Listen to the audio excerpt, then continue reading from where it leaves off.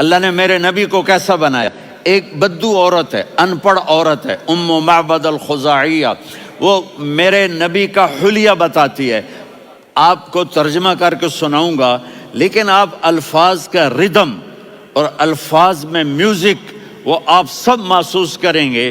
وہ بدو عورت کہتی ہے رأیت رجلا ظاہر الوضاء ابلج الوجه حاسن الخلق لم تعبه ثجلة ولم تزر به سعلة وصيم قصيم في عينيه دعج في أشفاره وطف في صوته سحل في لحيته كثافة في عنقه سطع وصيم قصيم أكحل أحور أزج أقرن إن تكلم علاه البهاء وإن سكت فعلاه الوقار وكأن منطقه خرزات نظم ينحدرن.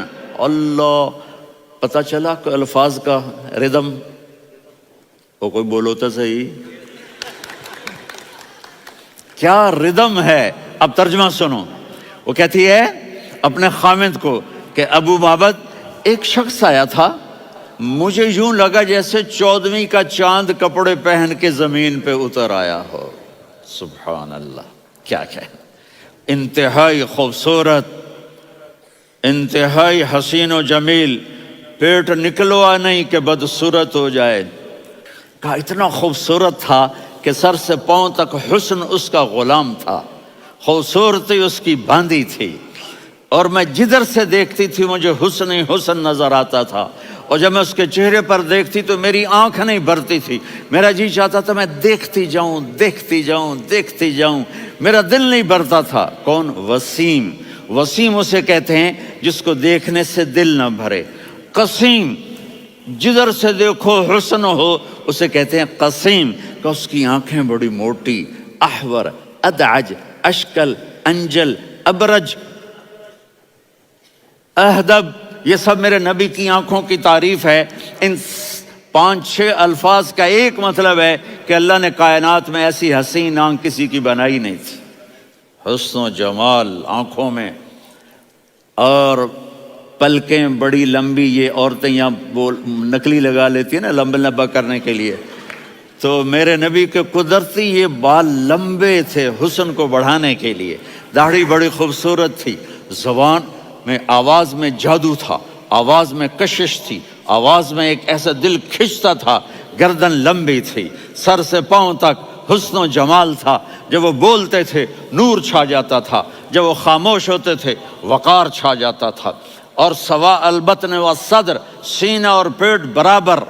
سبط القصب، سیدھا قد تھا، سیدھا قد، بالکل سیدھا قد. عریض المنکبین، چھاتی چوڑی تھی. طویل الزندین، بازو لمبے تھے.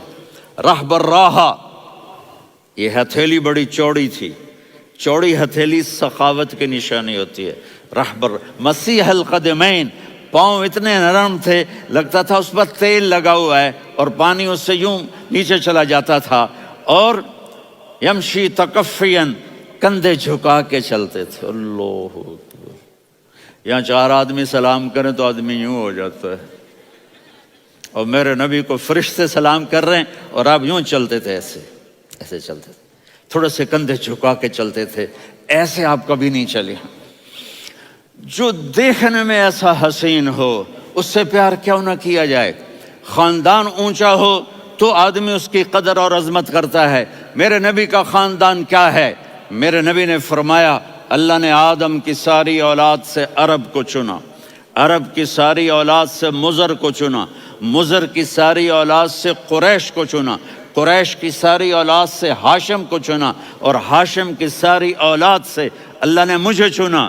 میں سب سے اعلیٰ خاندان کا ہوں، عالی نسب ہوں. میرے اللہ نے میرے 10 نام رکھے ہیں. میں محمد، میں احمد، میں ماہی، میں حاشر، میں عاقب، میں فاتح، میں ابو القاسم، میں طٰہٰ، میں یاسین. ان سے پوچھو. میں ایک مثال دیتا ہوں. محبت ہوتی ہے نا، چھوٹا بچہ گود کا، میرا چاند، میرا دلارا. یہ اس کا بچہ ہے بٹن جتنا، یہ نبیل کا اتنا سا ہے، تو اس کو کبھی یوں اٹھاتا ہے، کبھی یوں اٹھاتا ہے، کبھی یوں اٹھاتا ہے، کبھی یوں اس کو لوریاں دیتا ہے. میرا چاند، میرا کالا ٹٹ، میرا چاند، میرا چاند. میرا تو میرے رب کو اپنے حبیب سے محبت ہے تو صرف محمد نہیں کہتا، چونکہ محمد کہنے سے محبت کا فلو نکلتا نہیں، تو اللہ نے اپنی محبت کے فلو کو نکالا، میرا محمد، میرا احمد، میرا ماہی، میرا حاشر، میرا عاقب، میرا فاتح، میرا قاسم، میرا ابو القاسم، میرا طٰہٰ، میرا یاسین، یہ اللہ نے اپنے حبیب کے نام۔ اور پھر قرآن میں جاؤ، شاہد، مبشر، نذیر، داعی الی اللہ، سراج منیر، رؤوف، رحیم، عزیز، حریص، مزمل، مدثر، یہ اللہ نے پورے قرآن میں سارے نبیوں کا نام لیا، یا عیسیٰ، یا موسیٰ، یا یحییٰ، یا ابراہیم، یا نوح، نام لے کر پکارا، لیکن اپنے حبیب کو ایک دفعہ بھی یا محمد نہیں کہا بلکہ لقب سے پکارا، یا ایھا النبی، یا ایھا الرسول، یا ایھا المزمل، یا ایھا المدثر۔ میرے رب نے اپنے حبیب کو ساری نسلوں میں سب سے اعلی نسل بنایا۔ اگر اپنے نبی سے پیار نہ کریں تو کس سے پیار کریں؟